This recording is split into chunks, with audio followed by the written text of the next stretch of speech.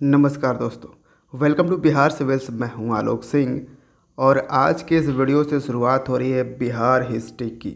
जी हाँ, तो बिहार हिस्ट्री हम किस बुक से पढ़ेंगे? तो वो ये बहुत ही इम्पोर्टेंट बिहार एक परिचय इम्तियाज़ अहमद की बुक से हम ये पूरा बिहार हिस्ट्री का सीरीज़ कवर करेंगे। ये बहुत इम्पोर्टेंट बुक है और ये बुक इतना इम्पोर्टेंट है। आपको मैं ये पूरा हिस्ट्री का जो पोर्शन है, मैं बस वही हिस्ट्री वाला पोर्शन पढ़ाऊँगा। उसके बाद आप जब एग्ज़ाम में बैठना तब देखना कि इसका इम्पोर्टेंस क्या है। मतलब मेरे कहने का ये मतलब हुआ कि चाहे मार्केट में कितने भी पानी सोने का पानी चढ़ाकर ज्वेलरी आ जाए, लेकिन जो गोल्ड का ज्वेलरी है वो गोल्ड का ही है। तो इसी तरह से आप कह सकते हो कि ये बुक जो है गोल्ड ही है। बाकी मार्केट में चाहे आप कितनी भी बुकें आज के टाइम में पढ़ लो। हालांकि ये बुक जो है वो हिंदी में है, तो इससे क्या होता है कि इंग्लिश मीडियम वाले स्टूडेंट डर जाते हैं, वो इसको नहीं पढ़ पाते हैं। तो आपको घबराने की बात नहीं है। इंग्लिश मीडियम वाले स्टूडेंट्स के लिए भी मैं इसको इजी कर दूंगा इस सीरीज़ में, ठीक है? क्योंकि ये मोस्ट इम्पॉर्टेंट बुक है, वो हिंदी मीडियम स्टूडेंट्स हो या इंग्लिश मीडियम। और इस अनफॉर्चुनेटली इस बुक का इंग्लिश वर्ज़न नहीं आता है ऑब्वियसली, ठीक है? तो मैं हिंदी मीडियम स्टूडेंट्स के लिए तो बेनिफिशियल होगा ही, इंग्लिश मीडियम स्टूडेंट्स भी इस सीरीज़ को फॉलो करिए, दोनों को ये बेनिफिट होगा, उसकी ज़िम्मेदारी मैं लेता हूँ। तो बिहार हिस्ट्री के आज के इस वीडियो में कौन सा टॉपिक हम लेंगे? तो आज का टॉपिक हम ले शुरुआत करी है सोर्सेस से, स्रोत से। बिहार के क्या स्रोत हैं बिहार हिस्ट्री के, उसमें हम आज के इस वीडियो में डिस्कस करेंगे। तो एक चीज़ और जान लो कि इस बुक को हम प्रीफर ज़रूर कर रहे हैं, बिहार एक परिचय वाली बुक को, लेकिन ये पूरे बुक को हम इस सीरीज़ में नहीं पढ़ेंगे, बल्कि सिर्फ उसका हिस्ट्री वाला पार्ट पढ़ेंगे, ठीक है? और हिस्ट्री वाले पार्ट में कौन कौन सा चैप्टर पढ़ेंगे? ये 3 चैप्टर। और ये 3 चैप्टर बड़ा चैप्टर है, आप इसको कोई छोटा मोटा चैप्टर मत समझो। इसमें बहुत सारे टॉपिक्स हैं, तो मैं टॉपिक वाइज ही लेकर आऊँगा, चैप्टर वाइज नहीं, ठीक है? ऐतिहासिक संपदा, बिहार, ब्रिटिश विरोधी संघर्ष, राष्ट्रीय आंदोलन और बिहार, ये तीनों चैप्टर जो मिला करना बिहार का, बिहार हिस्ट्री का एंशिएंट, मेडाइवल और मॉडर्न, तीनों ख़त्म हो जाते हैं इसमें। तो ये चीज़ आपको ध्यान रखनी है। तो ये काफ़ी इम्पोर्टेंट हो सकता है, तो इस बात को ध्यान रखते हुए हम इसको शुरुआत करते हैं। और इंट्रोडक्शन पार्ट अगर आपने अभी तक नहीं देखा है बिहार का, तो वो भी देखिए। और वीडियो को ज़रूर लाइक कर दीजिए। और ये जो सब्सक्राइब आपने अब तक नहीं किया है बिहार सिविल्स को, तो सब्सक्राइब कर लीजिएगा। तो चलिए without any further delay let's start. अच्छा, तो हम पढ़ रहे हैं हिस्ट्री। तो आई होप आपने हिस्ट्री तो पढ़ा ही होगा, इंडियन हिस्ट्री तो आपने पढ़ रखा होगा। अगर नहीं भी पढ़ा है फिर भी मैं यहाँ से वो रिलेट करूँगा, क्योंकि देखिए ये जो बिहार की हिस्ट्री जो है ना, वो बिल्कुल इंडियन हिस्ट्री का ही पार्ट है। वो इसलिए क्योंकि बिहार की हिस्ट्री का बहुत बड़ा इम्पैक्ट रहा है इंडियन हिस्ट्री में, क्योंकि यहाँ एक सबसे बड़ा पावरफुल मगध साम्राट जो था, वो मतलब साम्राज्य जो था, मतलब वो पूरे देश पर उसका एक दबदबा था। तो इसलिए इंडियन हिस्ट्री में वो चाहे किसी भी राज्य में जाओ, अगर वो इंडियन हिस्ट्री वो बंदा पढ़ता है तो वो बिहार का ये हिस्ट्री ज़रूर पढ़ेगा उसमें इंक्लूडेड, ठीक है? क्योंकि बिहार की हिस्ट्री ही इतना बड़ा इम्पैक्टफुल रहा है। तो ये चीज़ें आप समझ सकते हो, ठीक है? चलिए, तो उसको तो हम रिलेट करेंगे ही।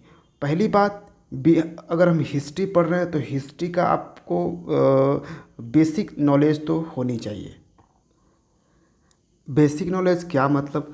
बेसिक नॉलेज जैसे जैसे हिस्ट्री है, इतिहास है, तो इतिहास को हम कितने पार्ट्स में डिवाइड करते हैं, वो सब सारा चीज़ें आपको होनी चाहिए। अब हम हिस्ट्री को, ठीक है, हिस्ट्री को 3 पार्ट्स में डिवाइड कर देते हैं। एक है एंशिएंट, मेडाइवल और मॉडर्न, यही 3 पार्ट में हम डिवाइड करते हैं हिस्ट्री को, ठीक है? फिर अगर हम आते हैं एंशिएंट वाले पे, तो एंशिएंट टाइम को भी हम डिवाइड करते हैं आगे। तो एंशिएंट हिस्ट्री को भी हम डिवाइड कर देते हैं 3 पार्ट्स में। कौन कौन सा? तो एंशिएंट हिस्ट्री में पहला हो जाता है प्री हिस्टोरिक पीरियड, ठीक है, जिसको हम हिंदी में बोलते हैं प्राग ऐतिहासिक काल। दूसरा हो जाता है मिड हिस्टोरिक पीरियड, ठीक है, मिड हिस्टोरिक पीरियड हो जाता है, जिसको हम हिंदी में क्या बोलते हैं, ऐग ऐतिहासिक काल। फिर थर्ड एक हो जाता है, ये हम एंशियंट को बांट रहे हैं, ठीक है, प्राचीन काल को हम बांट रहे हैं 3 पार्ट में। फिर आ जाता है हिस्टोरिक पीरियड, ठीक है, ये होता है ऐतिहासिक काल। तो ये 3 में बटा। इतना ही नहीं, और भी डिवीज़न होता है इसका। जैसे देखो, हम एंशियंट में सीधा सीधा चलो, एंशियंट पीरियड को हमने तीन पार्ट में डिवाइड किया, ठीक है, प्री हिस्टोरिक पीरियड और मिड हिस्टोरिक पीरियड और फिर हिस्टोरिक पीरियड, ठीक है।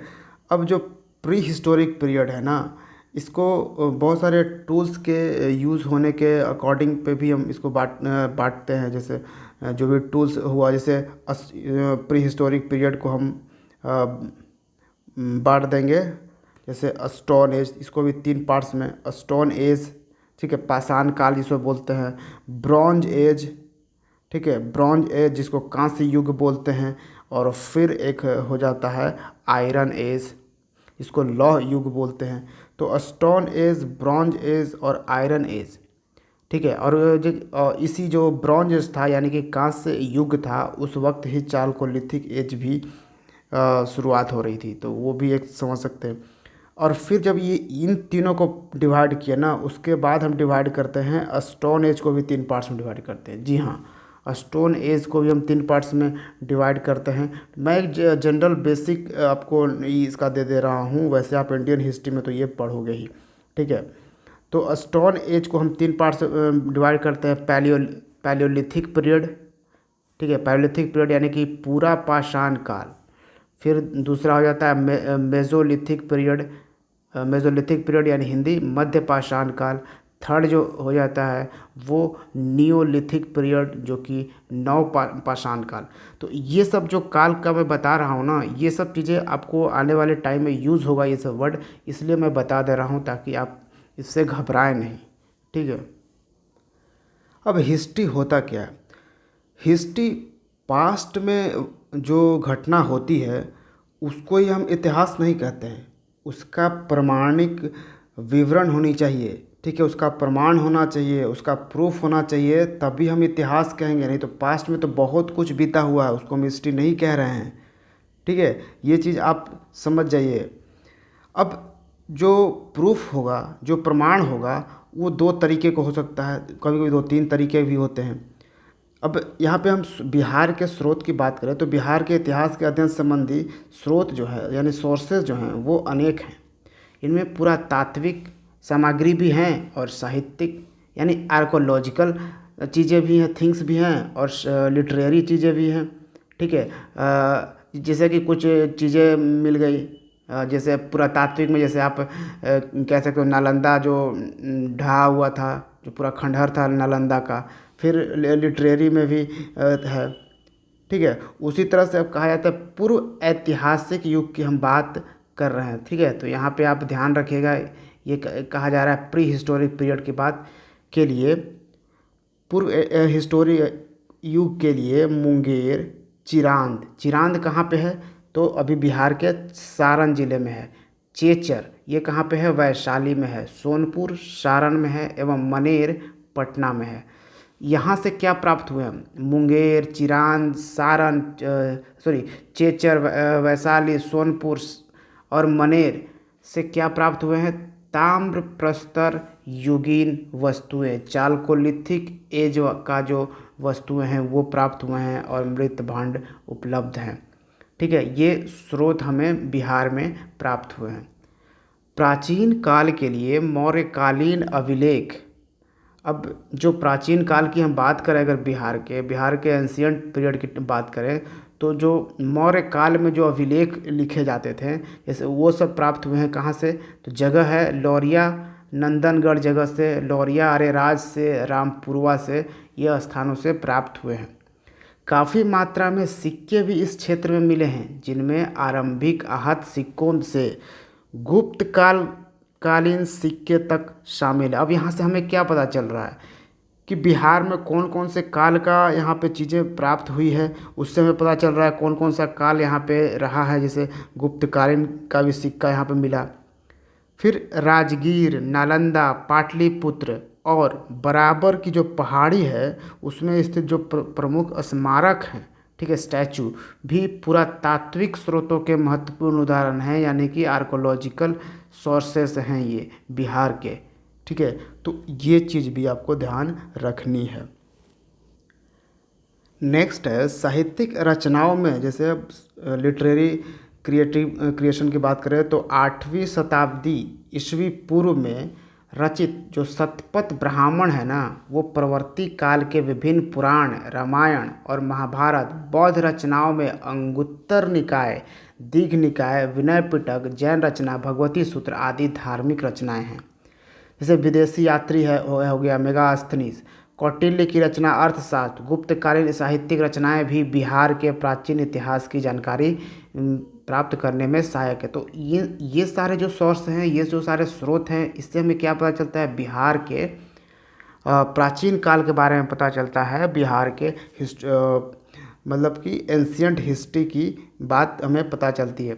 तो शतपथ ब्राह्मण में ही हमें पता चलता है बिहार का नाम जो बिहार पड़ा है वो शतपथ ब्राह्मण से पता चलता है। अंगुत्तर निकाय से हमें जो 16 महाजनपद थे, जिनमें 3 महाजनपद बिहार में थे, उससे हमें अंगुत्तर निकाय जो पुस्तक है उससे मालूम चलती है। ठीक है, तो ये चीज़ें आपको समझनी। फिर यहाँ पर देख सकते हो मिन्हाज की तबकाते नासरी से भी मालूम चलती है। तो बिहार के इतिहास की जानकारी के लिए अनेकों सोर्सेस हैं। जैसे यहाँ पे देख सकते हैं विभिन्न जो यूरोपीय व्यापारी कंपनियाँ जो आई थी, ब्रिटिशर्स कंपनियाँ, उनके जो फैक्ट्री रिकॉर्ड्स थे उनसे भी पता चलता है, वो भी एक उपयोगी स्रोत के रूप में माना जाता है। फिर सूफी संतों से संबंधित जो साहित्य लिखे गए थे, जो तज़किरा, मलफूज, मकतूर श्रेणियों में विभाजित हैं, स्रोत के रूप में भी महत्वपूर्ण बहुत सारे स्रोत हैं जिनसे कि हमें बिहार के इतिहास के बारे में मालूम चलता है। अब बिहार का मध्यकालीन इतिहास, मिडाइवल पीरियड बिहार का जो पता चलता है के लिए अभिलेख हैं, स्मारक हैं, सिक्के हैं, चित्र हैं, सामान्य उपयोग की अनेक वस्तुएं भी संग्रहालयों में आज जो म्यूजियम है उसमें सुरक्षित रखे गए हैं, जिससे हमें बिहार के मध्यकालीन टाइम का पता चलता है, जो तत्कालीन परिस्थितियों में अध्ययन में सहायक होता है। अब बिहार के इतिहास को जानने के लिए, जैसे बिहार का अगर आधुनिक इतिहास जाना जाए, बिहार का मॉडर्न हिस्ट्री के बारे में जानने के लिए के इतिहास अध्ययन के लिए भी विस्तृत एवं विविध स्रोत सामग्री हैं, जैसे कि district gazetteer, land survey, settlement report आदि। ये सारे जो भी हैं बहुत सारे आप यहाँ पे भी देख पाओगे, ये सब स्रोत दिए गए हैं। अब यहाँ है पूर्व ऐतिहासिक बिहार। ये क्या आपने समझा? पूर्व ऐतिहासिक यानी प्री हिस्टोरिक पीरियड बिहार का बताया जा रहा है। ठीक है, प्री हिस्टोरिक पीरियड को हमने जैसे डिवाइड किया था stone age, bronze age, iron age में। फिर स्टोन एज को भी 3 पार्ट्स में डिवाइड किया था, palaeolithic period, mesolithic period, neolithic period. ठीक है, यानी कि पूरा पाषाण काल, मध्य पाषाण काल, नव पाषाण काल। तो ये सब चीज़ें यहाँ पे आपको ध्यान रखनी है। तो पूर्व ऐतिहासिक बिहार, पूर्व ऐतिहासिक युग का आरंभ जो है संसार के विभिन्न भागों में अलग समय में हुआ और इसके कालक्रम के निर्धारण में भी एक रूपता नहीं है। तो जो पूर्व ऐतिहासिक युग है ना, उसका आरंभ कब हुआ? संसार के विभिन्न भागों में अलग अलग टाइम में हुआ, जो मतलब अलग अलग टाइम पे लोग इसको समझते हैं। अब इस आरंभिक चरण को प्रस्तर युग यानी कि स्टोन एज कहते हैं। अब ये बिहार के जिस काल की हम पढ़ रहे हैं ना, इसका क्या मतलब है? पूर्व ऐतिहासिक काल वो काल होता है जब आपको दोनों तरह के प्रूफ साक्ष्य तो मिलते हैं, यानी कि आर्कोलॉजिकल और लिटरेरी साक्ष्य भी मिलते हैं, लेकिन उसको पढ़ा नहीं जा सका है। ठीक है, उससे समझा नहीं जा सका है कि इसमें क्या चीज़ें हैं क्या नहीं है। तो ये चीज़ों उसी काल को हम कहते हैं पूर्व ऐतिहासिक काल। तो यहाँ पे आपको बता रहा है कि इस आरंभिक चरण को ही प्रस्तर युग या फिर स्टोन एज कहते हैं, क्योंकि उस समय के आदि मानव के जीवन और क्रियाकलाप के साक्ष्य हैं, यानी कि प्रूफ पत्थर के बने हथियारों और औजारों के रूप में मिलते हैं। प्रस्तर युग को 3 चरणों में पुनः विभाजित किया जाता है। प्रस्तर युग यानी कि स्टोन एज, ठीक है। तो स्टोन एज को हमने बताया आपको 3 भाग में डिवाइड किया जाता है। अब वो कौन कौन सा, तो प्राचीन प्रस्तर युग, मध्य प्रस्तर युग और नव प्रस्तर युग, या फिर कह सकते हैं पैलिथिक पीरियड, मेजोलिथिक पीरियड या फिर नियोलिथिक पीरियड, ठीक है। फिर दक्षिण एशिया में प्राचीन प्रस्तर युग आज से लगभग 30,000 वर्ष से 10,000 वर्ष पूर्व तक था। दक्षिण एशिया की बात कर रहा है, साउथ एशिया की, जहाँ पे प्राचीन प्रस्तर युग का जो काल बताया जाता है वो 30,000 साल से 10,000 साल पूर्व तक की बात कही जा रही है। वहीं पे अगर मध्य प्रस्तर युग की बात करें, यानी कि मध्य, ठीक है, मेजोलिथिक पीरियड की बात हम करें, तो 10,000 वर्ष से 8,000 वर्ष तक कहा जाता है। वहीं नौ प्रस्तर युग, हम लोग जो है दक्षिण एशिया में ही हम लोग आते हैं, साउथ एशिया में हम लोग आते हैं, ठीक है, ये बात आपको ध्यान रखना होगा।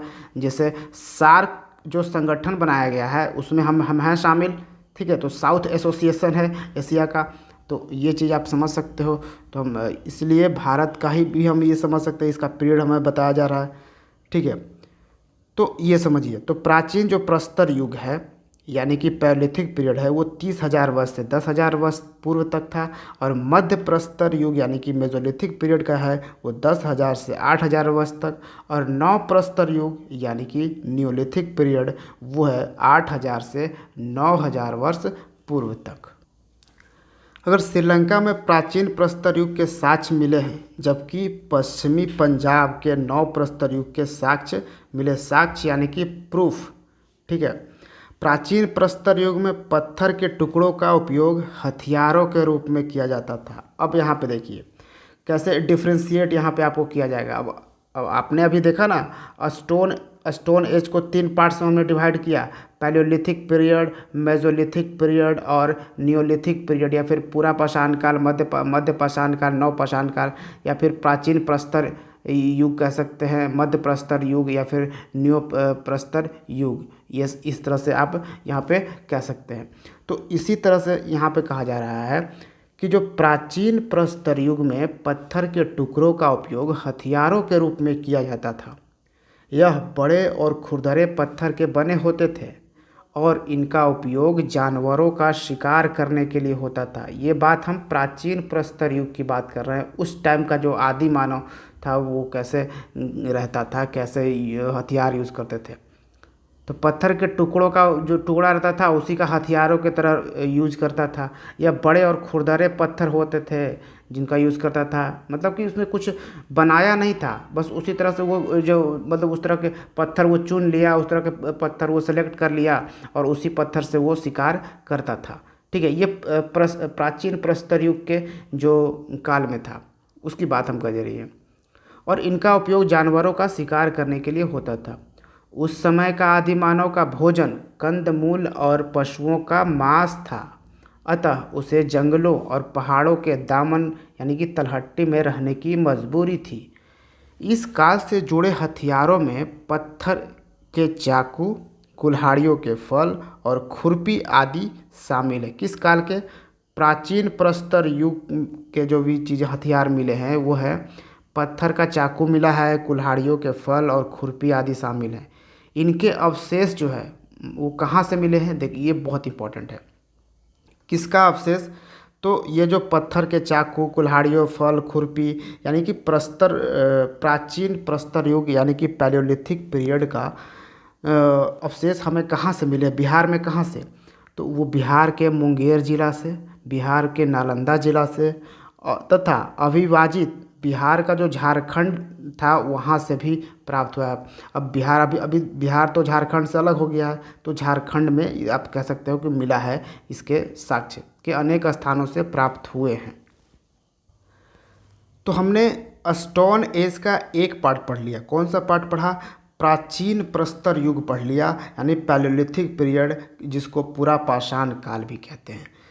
तो अब हम पढ़ेंगे मध्य प्रस्तर युग, ठीक है।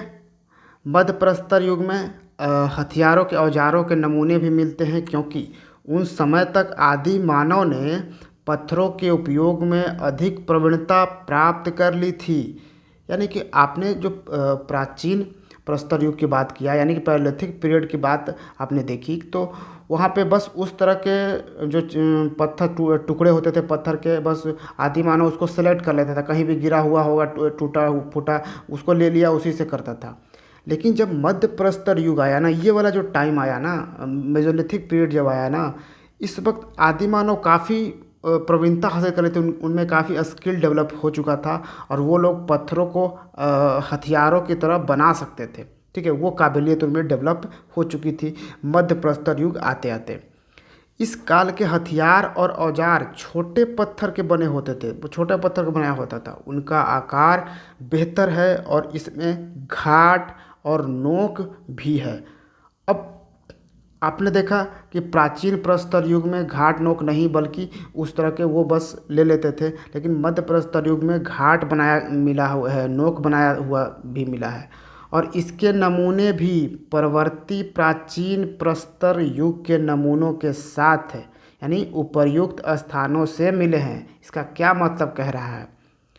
इसमें इसका मतलब कह रहा है कि जो अभी जो हमने प्राचीन प्रस्तर युग में बताया कि कहाँ कहाँ से प्राप्त हुए हैं, जैसे ये वाला जो पार्ट आपने देखा ना, मुंगेर और नालंदा से प्राचीन प्रस्तर युग के जो सोर्सेस हैं वो प्राप्त हुए हैं, जैसे पत्थर के चाकू सब इसी के साथ, यानी मुंगेर नालंदा या फिर झारखंड में से जो प्राप्त हुए हैं उसके साथ ही मध्य प्रस्तर युग का भी जो भी स्रोत हैं, जो सोर्सेस हैं वो प्राप्त हुए हैं।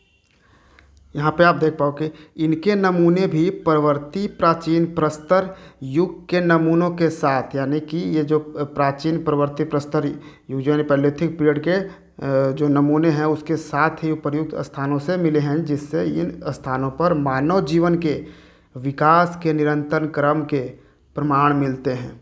ठीक है, नेक्स्ट आ जाइए। हमने 2 पीरियड पढ़ लिया, यानी स्टोन एज हम पढ़ रहे, पाषाण काल पढ़ रहे थे, और पाषाण काल के 2 पीरियड हमने पढ़ लिया। और अब हम थर्ड पार्ट में आए हैं, यानी कि नव पाषाण काल कह सकते हैं, या फिर न्योलिथिक पीरियड कह सकते हैं, या फिर नव प्रस्तर युग कह सकते हैं। तो नव प्रस्तर युग के अवशेष मैदानी क्षेत्रों में स्थित जगहों से प्राप्त हुए हैं। इनमें चिरांद सारण जिला में है। चेचर ये जगह का नाम है, ठीक है, जगह ये है चेचर अथवा श्वेतपुर जो कि वैशाली में है।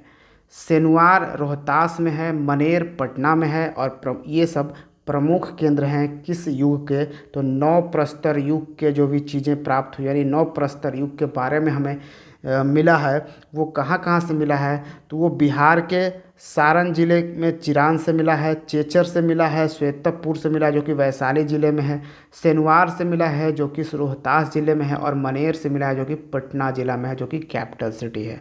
ठीक है, ये सब प्रमुख केंद्र हैं। यहाँ से न केवल पत्थर के बने अत्यंत यानी माइक्रोलिथ, बल्कि हड्डी से बने औजार और हथियार भी प्राप्त हुए हैं। कहाँ से प्राप्त हुए हैं?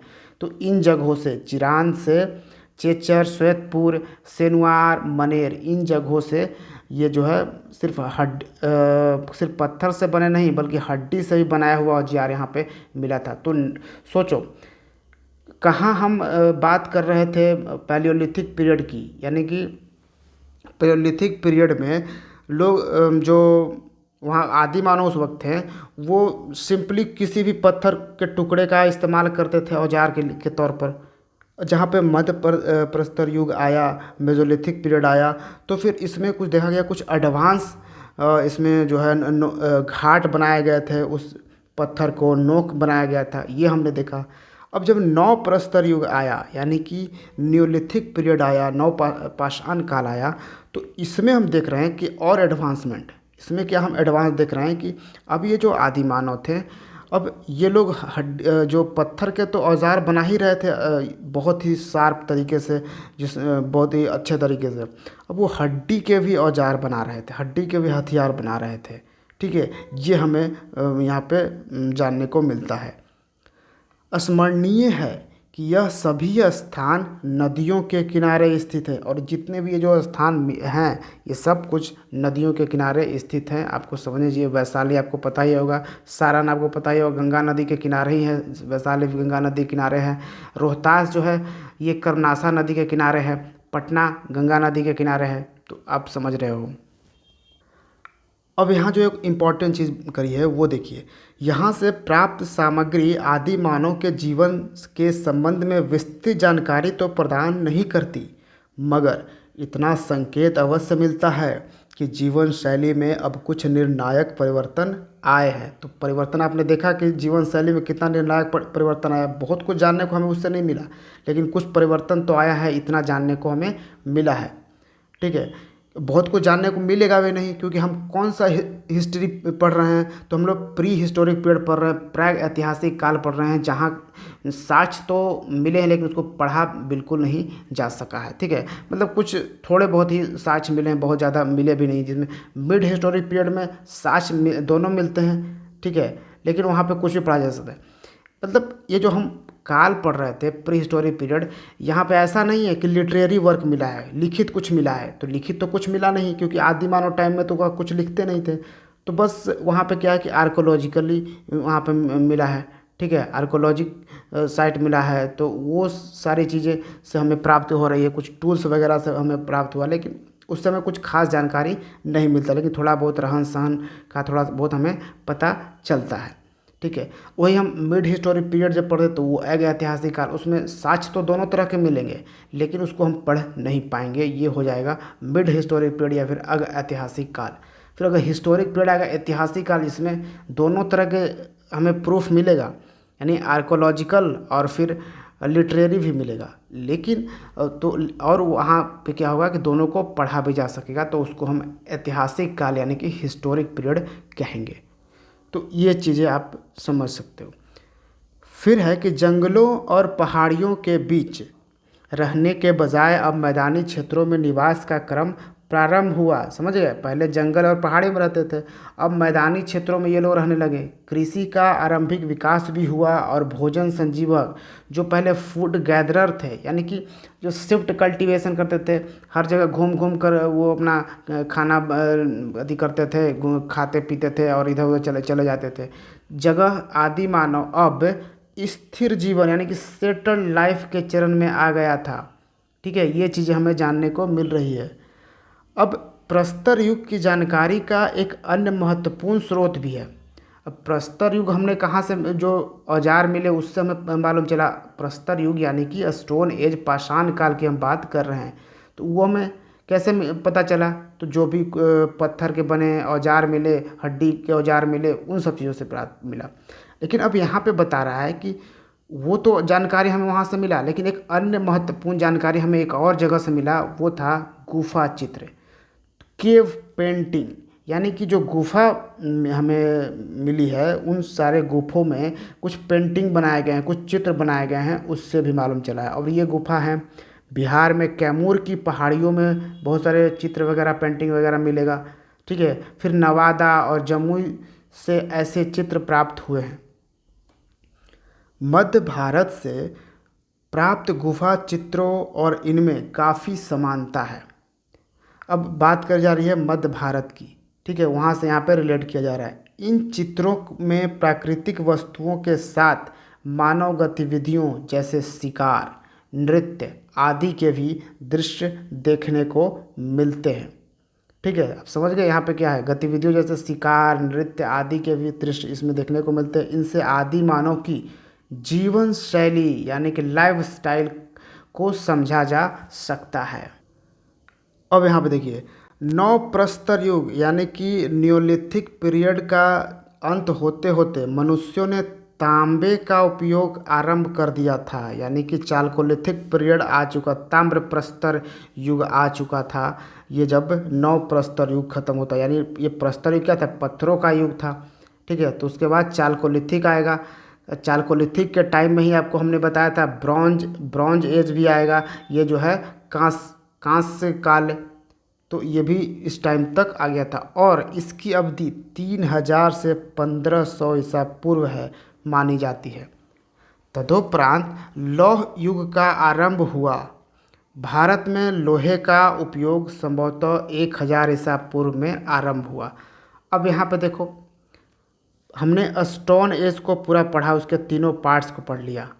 हमने यहाँ पे जिक्र किया कि जब स्टोन एज ख़त्म हुआ, यानी कि स्टोन एज का जो लास्ट पीरियड था नियोलिथिक पीरियड, वो जो उसके ख़त्म होते होते चालकोलिथिक पीरियड शुरू हो गया था, यानी कि तांबे का इस्तेमाल होने लगा था। यानी कि जब हम पत्थर के इस्तेमाल कर रहे थे, अब ये तांबे का यहाँ पे आविष्कार हो चुका था। तांबे का इस्तेमाल हम लोग जो है वो करने लगे थे। ठीक है, ये चीज़ें आप समझ पा रहे होंगे। अब ब्रॉन्ज एज का हमने देख लिया, स्टोन एज, फिर ब्रॉन्ज एज यहाँ पे। उसके बाद यहाँ पे बात करी जा रही है लौह युग की, यानी कि इसके तीसरा जो है वो आयरन एज। अब इसके बाद जो है लौह युग का आरंभ हुआ। भारत में लोहे का उपयोग जो है, भारत में कहा रहा है, भारत में जो लोहे का उपयोग संभवतः 1000 ईसा पूर्व में आरंभ हुआ। यद्यपि कुछ पुरातत्व शास्त्री आर्कोलॉजिस्ट 1500 ईसा पूर्व से ही लोहे के उपयोग की चर्चा करते हैं।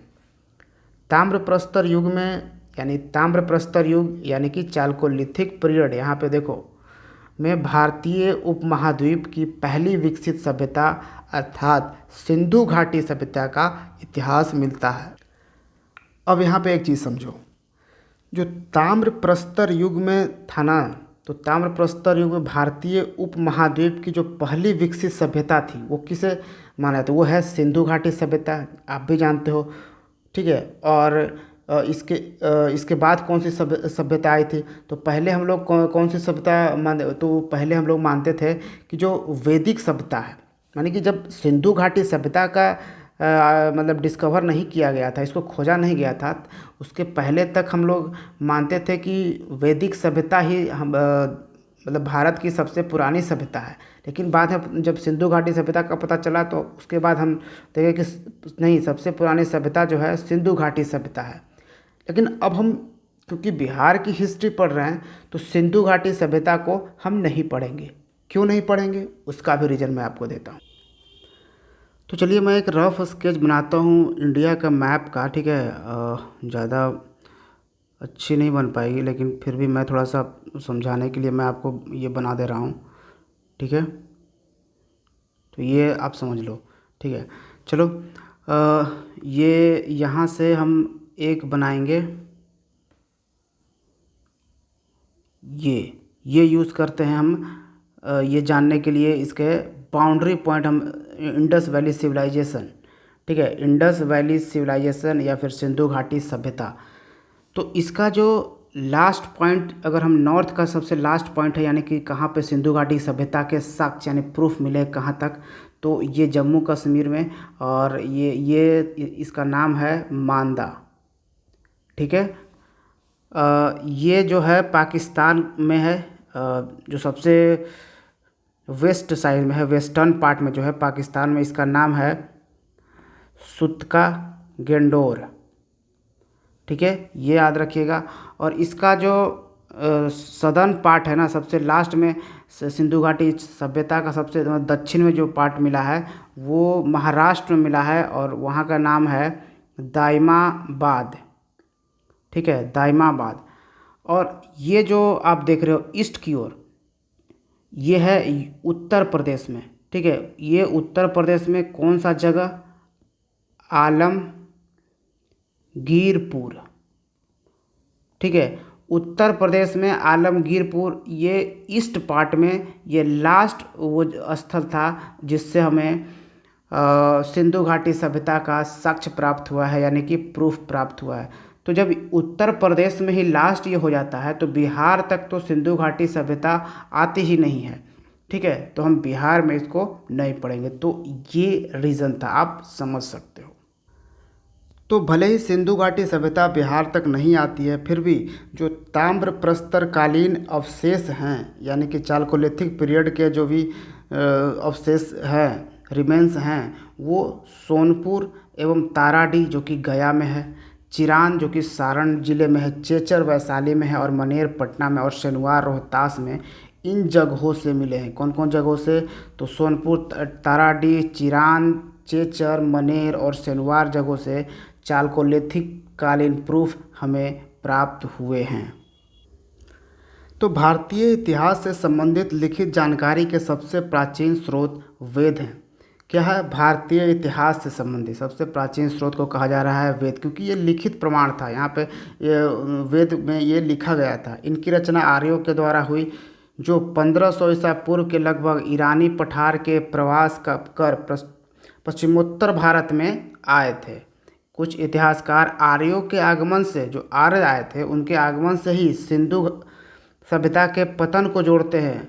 आरंभिक वैदिक काल अथवा ऋग्वैदिक काल में उनका विस्तार पूर्व की दिशा में हुआ।